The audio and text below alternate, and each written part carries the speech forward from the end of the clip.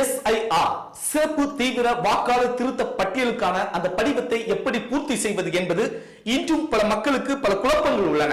எனவே மிக தெளிவாக இந்த காணொலியில் அதை பற்றி விளக்குகிறேன். முதலில் நான் வாக்காளர்களை இரண்டாக பிரிக்கிறேன். ஒன்று 2002ஆம் ஆண்டு வாக்காளர் திருத்த பட்டியலில் இடம்பெற்றுள்ள வாக்காளர்கள், அதாவது 2002ஆம் ஆண்டு வரை வாக்களித்தவர்கள்.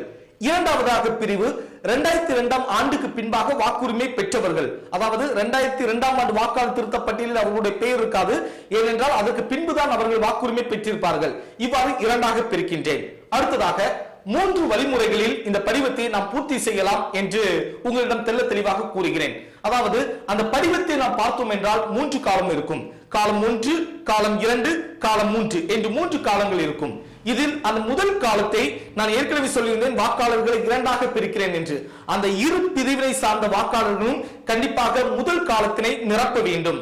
இரண்டாவது காலத்தை எந்த வாக்காளர்களுடைய பெயரெல்லாம் 2002ஆம் ஆண்டு வாக்காளர் திருத்த பட்டியலில் இடம்பெற்றுள்ளதோ அவர்கள் அத்தனை பேரையும் முதல் காலமும் இரண்டாம் காலமும் சேர்த்து நிரப்ப வேண்டும்.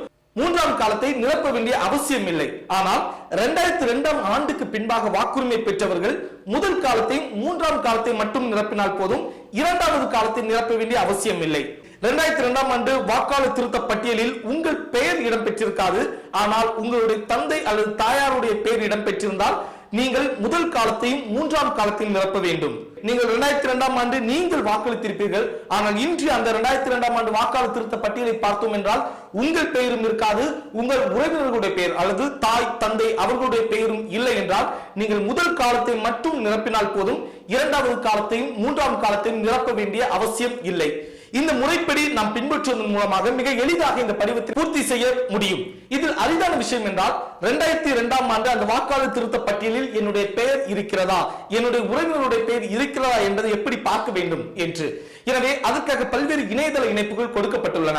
அந்த இணையதள இணைப்பின் வழியாக 2002ஆம் ஆண்டு வாக்காளர் திருத்த பட்டியலில் உங்களுடைய பெயரோ உங்களுடைய உறவினர்களுடைய பெயரோ இருக்கிறா இல்லையா என்று நாம் எளிதாக தெரிந்து கொள்ள முடியும். ஒருவேளை உங்களுக்கு அந்த இணைப்புகளை எப்படி கண்டுபிடிப்பது என்று தெரியவில்லை என்றால் உங்கள் ஊரை சார்ந்த பெரியவர்களிடம் அல்லது பல்வேறு இயக்கங்கள், அமைப்புகள், கட்சியை சார்ந்த தொண்டர்களிடம் நீங்கள் கேட்பதன் மூலமாக அவர்கள் உங்களுக்கு உதவி செய்வார்கள்.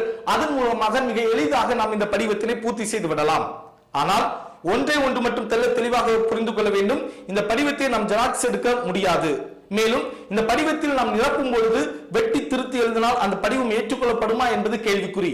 எனவே மிக பொறுமையாக முதலில் பென்சில் வைத்து நாம் நிரப்பிவிட்டு தவறு இருந்தால் அழித்து விடலாம். அதன் பின்பாக பென் வைத்து எழுதி அந்த படிவத்தை பூர்த்தி செய்து கொடுக்கும்படி உங்களை அன்போடு கேட்டுக்கொள்கின்றேன்.